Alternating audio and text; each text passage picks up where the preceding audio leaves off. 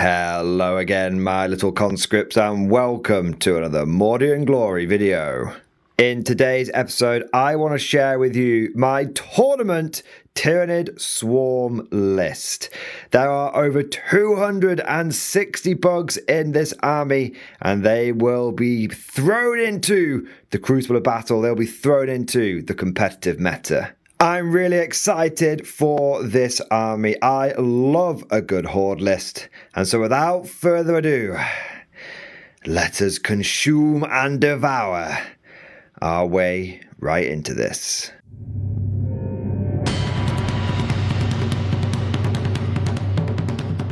So first things first, let's lay down the groundwork, add a little bit of context. Why am I taking this army? Well, the first reason, and probably the most important reason, is because it's cool. I mean, look at it. It's a living carpet of bugs. They're going to swarm across the battlefield. This is what comes to my mind when I think about Tyranid armies. In addition to, obviously, the most important rule, I also want to give this a spin because it's been a little while since I ran my Tyranid Swarm. In fact, the last time that I took it to a tournament, it was when it was actually in the Unending Swarm detachment. But that's been nerfed so heavily that it kind of took the wind out my sails a little bit. It made me sort of not want to run the Tyranid Swarm, but we've had a little bit of time to reflect and to recover, and now I'm really excited to run this list again. But there's one really big important reason that I want to run this list, and that's because not only is it going to a tournament, it will be going to a grand tournament, and it's going to be a team tournament as well. Now this list is pretty matchup dependent, so fingers crossed with the way that team tournaments work and the vagaries of how the pairings work under that system, I should be able to get some good matchups, and this might just give this list an opportunity to show off what it can do. And if it ends up getting a bad matchup, well, then that's also great because it gets to show kind of a few of the weaknesses of this list. Because I know there's a lot of people out there that love the idea of a Tyranid Swarm, but you do need to go into it with your eyes wide open because there are some armies which will just crush you like the bug you are. Then there are some armies which just cannot handle your overwhelming mass. But with all of that said, I think that's enough pre-list, preamble, if you will.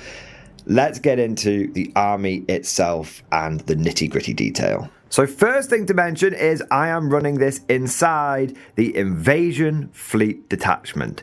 Previously, I have run it in Unending Swarm, but with the fact that I can only bring back 20 bugs, I can only use reinforcements once. It really does feel like the Unending Swarm, ironically, has come to an end. So rather than running an Unending Swarm, also surge moves have been nerfed as well. It's just they may as well have not bothered writing that detachment at this point. Definitely some collateral damage because of things like I think it's Sisters of Battle and World Eaters.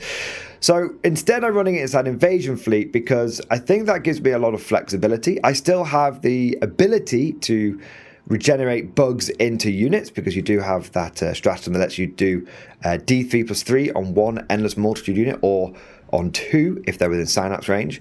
And then the big thing is I think it kind of solves the damage output problem of this list because if I come across vehicles, I'll just pick lethal hits.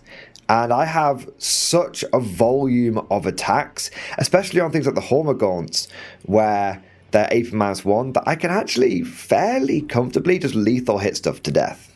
So with our detachment picked, it's time to get into the units. And in the first wave, we are going in with the first wave. Means more apes for us to kill. You smash the entire air, you kill anything that's got less than 6 legs, you get me? We get you, sir. We get you. We have got 110 termagants. I know. 120 would have been perfect, but I couldn't quite fit in 120 termagants and everything else that I needed in this list. I had to drop down 10 bugs. Well, actually, if I'm going to be honest, I only really needed to drop down 2 bugs, but because of the fact that the way GW does points in 40k these days, I couldn't just drop 2 bugs and make the army work. I had to drop 10 and then start messing around with enhancements and stuff. But I won't get on my soapbox today and talk about how I hate the the fixed points. So we've got 110 termagants today, and every single one of them has got a devourer. It doesn't matter what weapons you see, they have all got devourers, and there's a couple of reasons for that. Firstly, I'm not that bothered about the Flesh Borer's assault ability, because you can't do assault and actions at the same time. And I would much rather have the high volume of shots from the Devourers. I mean, I'm getting like 40 shots from each one of these 20 bug blobs, especially when you pair that with the fact that against vehicles I'm going to have lethal hits, and then if I'm facing an infantry heavy army I'm going to have sustained hits. So more volume equals more opportunities to trigger my invasion fleet army rule. I have also purposely foregone taking any of the special weapons like spike rifles and netters and all the other crap that they can take, and there's a good reason for this as well. One, I don't own the models, but I could have converted some up, to be fair. Two, I don't bother with them because it's going to slow the list down. When you're running an army like this, you need every time saving mechanic you can get, and truthfully, missing out on half a dozen or a dozen special weapons really isn't going to make a huge amount of difference to the damage output of this list. Termagants aren't exactly damage dealing powerhouses as it is, so you might as well just go for something that makes them faster to roll, quicker to play, so that you are not burning through that precious time, because you've only got an hour and a half per game, and that a lot of times including setup as well. So we've gone for Mass Devourer for the volume, and we have gone for no special weapons to keep things simple and fast. In the second wave, we have got 120 Hormagaunts. Yeah, big old Hormagaunt wave, baby. Big old Hormagaunt wave. I love Hormagaunts. They are my favourite kind of Tyranid little bug. Sorry, Gene Stealers. Sorry, Termagants. I just love the Hormagaunts so much. I love how fast they are with their 10-inch move. I love the fact they can advance and charge. If I could still take these in 30-man blobs, I would. If I could take more than 6 of these, I would. I would happily, every single Tyranid army, whether I was running Swarm or Hybrid or whatever, I would happily take maxed out Hormagaunts. They're fast, and they're just a great first wave, and they're cheap enough that you can really just throw them in wave after wave after wave, and your opponent will probably chew through all of them. 100% they'll probably chew through all of them, but it will hopefully gum up the works for a turn or two. Now, what's kind of interesting here is I've said this is the first wave and this is the second wave, but obviously matchup depending, it's highly likely that the Hormagaunts are going to be the first wave, and that's just because they're so much quicker. So we don't really want to deny their speed by having them trudge up behind the Termagants, who only move 6 inches. So more than likely it'll be Hormagaunts going in first, just constantly gumming up the work, slowing the enemy down, just keeping, trying to get, I want these guys to get past the mid board quickly and keep the enemies off the objectives for as long as possible, so that the second, what is likely to be the second wave, the Termagants, will be able to go in and just squat on the objectives. Now, there are a few matchups where that wouldn't be the case.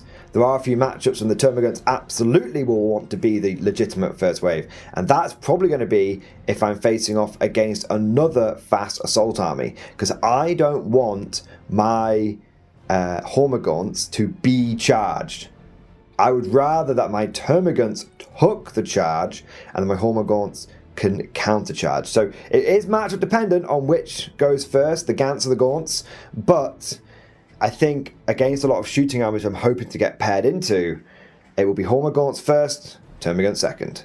And last but certainly not least, we have got 3 units of maxed out Gene Stealers. I love these guys. I've got so many different sculpts for them. I've got some of the OG ones. The OG ones are my absolute favourites. We've also got some of the Space Hulk guys. with their, you know, hanging in the rafters and all that kind of good stuff, creeping down like bulkheads and whatnot. And then we've just got some good old G-Stealers, just some of the classic ones as well. Haven't got any of the new sort of 10th edition ones, but I've got plenty of the classics to satisfy me. Now we've got 2 units, as you can see here, in red, and we've got 1 unit here in black, and that's because they are going to be joined by the Broodlord. And my Broodlord is actually my patriarch from my G-Stealer cult army. So I figured in a big swarm like this, it could definitely be kind of difficult for my opponent to know where my Broodlord is. And he is the only character I've got in the army. So I thought, you know what, we'll put him in a squad with the black G-Stealers, and that way it's easy for me to spot him and it's easy for my opponent. Because again, when you're running an army like this, you do kind of have to give your opponent a bit of a helping hand, because it can be just so easy for things to get mixed up and muddled up, and for units to merge into each other and all this kind of stuff. So it's anything you can do to make the game go smoother, to make the time go in the right areas. You don't want to be wasting your time explaining things, all that kind of stuff, is better. Now, going back to these G-Stealers for a moment, these are either first or they are last wave. Now, this is going to come down to the armies that I face. So if I'm facing off against a shooting army, there's a real chance that these guys are going to be up there first, even maybe before the Hormagaunts, because of the fact they have scouts. They could scout 8, and then they could, if I get first turn, I can move forward 8 after that. And I can't advance and charge, which is what you have to remember about Tyranid G-Stealers. They don't get advance and charge, unlike their pure strain brethren. They get reroll 1s to hit, and if you're on objective, reroll 1s to wound as well. So they could be first wave, taking advantage of their scouts. But if I'm facing off against a particularly tough assault army, I think they're going to have to be the second wave. Because like the Hormagaunts, they're going to be needed to cut down enemy units and on the counter charge. And let me just say, these guys are proper quality. I've played a few games with G-Stealers now, and I love them. Yes, they are expensive at 150 points, but don't forget, they're 2 wounds each. Not 1 wound each, they're 2 wounds each. So each one of these 10-man squads actually kind of represents another 20-man brood. And they've got proper good damage output. They've got a hitting on 2s, rerolling 1s. They're only strength 4, but again, it doesn't matter so much inside Invasion Fleet because I can pick lethal hits. They can also get the strength 5 if they're near the synapse creature as well. Well, I suppose the whole army can in melee, but they can get +1 strength, can't they? But yeah, they're just really good. And the Broodlord squad, I think, is particularly nasty because they do devastating wounds because they've got the Broodlord with them. Frankly, in terms of damage output from this army, I'm expecting little to nothing from the Termagants. I'm expecting a reasonable amount from the Hormagaunts, and I'm expecting a heck of a lot from the G-Stealers. One last thing to mention about the G-Stealers, well, specifically the Broodlord, is I did have a couple of points left over, so he has been upgraded with the enhancement, which means his synapse is now a 9-inch bubble rather than a 6-inch bubble. Taking all of these models into account, 110 Termagants, 120 Hormagaunts, and then 30 G-Stealers and a Broodlord. We have exactly 261 models in this list. See, I told you it was over 260. Technically correct, the best kind of correct. Now, I will admit a few things here. This list is not super optimized. I put the bug count at the top. This is the most bugs that I can run. I don't have any Neurogants or Gaunts, however it is, and I only have 10 Gargoyles. So this is why we've got a lot of G-Stealers in the army. I think you probably could get even higher if you dropped all the G-Stealers and ended up going for like the Neurogants, like I said, but I think at that point you are just completely committing. You are completely committing to the number. If I was to make this army a little better, and I want to stick with the swarm vibe, what I would probably do is actually, I would probably seriously consider dropping these 2 units here. So yes, I would be dropping out 30 termagants, which would mean I'd be down to 230-ish models. But what I would do is I would then put in an extra Broodlord here and an extra Broodlord here. Now, there's a couple of reasons for doing that. Firstly, the Broodlord just makes these Genius units so much more deadly. They legitimately can take anything on with the amount of dev wounds they can put out. But also, I think it hugely boosts the army because you've got way more synapse. The biggest weakness with this list is it doesn't have a lot of synapse, and as a result, you're kind of strength 3 on a huge amount of your melee attacks with the Hormagaunts. And what you really want to be is up to strength 4. Strength 3 means if you get into like custodians and stuff, you only win them on 6s, but strength 4 means you win them on 5s, and that can be a really big difference. Getting them down to just a 3-up save with the volume of attacks you can put out, and then you'd be probably having sustained as well. So I really want to, I would love to have more synapse in this list, but I said to myself, no, I'm going to challenge myself to take as many bugs as I physically can in this army. However, like I said, this is not going to be the last time you're going to see me run this kind of list, because I would love to run the triple Broodlord. And also, as I said, well, this isn't the biggest number that is technically possible. So maybe we'll see in the future some Neurogants running around and we can break that 300 bug mark. Just a quick thing to mention before we wrap up this video. You may have noticed in the background I have got a few gaming aids. I have got an absolute buttload of movement trays for this army, and I've also got, most importantly, the chest clock. If you are going to be running an army like this, it is definitely good form and good etiquette, and also good to give your opponent confidence in you know what you're doing, to turn up with some movement trays so that they know you're going to be quick, and to turn up the chest clock so they know you're not going to be taking the piss and trying to time them out. But that just about covers everything. Let me know what you guys think down in the comments section below.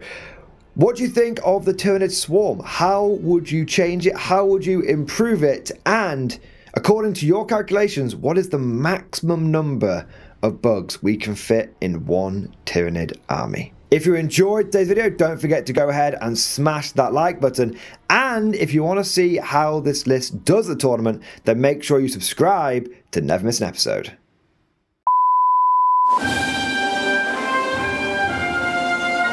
Would you like to know more? If so, then please consider becoming a channel member or patron. By supporting the channel, not only will you be doing your part, but you'll also be helping me create more content for your viewing pleasure and unlocking a whole host of perks. You get everything from a badge next to your name, custom emojis, but the big one is access to the Mordian Glory Discord server, an online community with almost 2,500 active members. It's always popping off in the MG Discord. We've got channels for army lists, hobbying, tactics, stories, and even a pretty spicy meme section as well. For all you greenhorns that wanted to see the Mordian glory hole, today is your lucky day.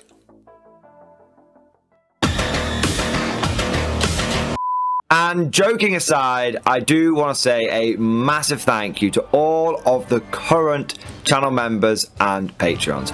You guys are amazing. Truly the lifeblood of the channel. I could not do Mordian Glory full-time without the incredible and generous support of my members. So thank you guys so much. And last but certainly not least, I want to say a personal thank you to all of my top tier Patreons. These are the War Masters, the people who have truly gone above and beyond the call of duty. So a heartfelt thank you to Alex Dengal, Bon Vert, Lord Pryor, Mark Panconi, RJ Scorpion, Swordfish Trombone, Try Again Bragg, John Stubbs, Nick Walsh, Diesel Fox, and August Barney. Seriously guys, thank you from the bottom of my heart. Your support is incredible and it makes a huge difference. Thank you so much. That's all for now. Hope you've all enjoyed today's video, and of course, as always, see you guys next time.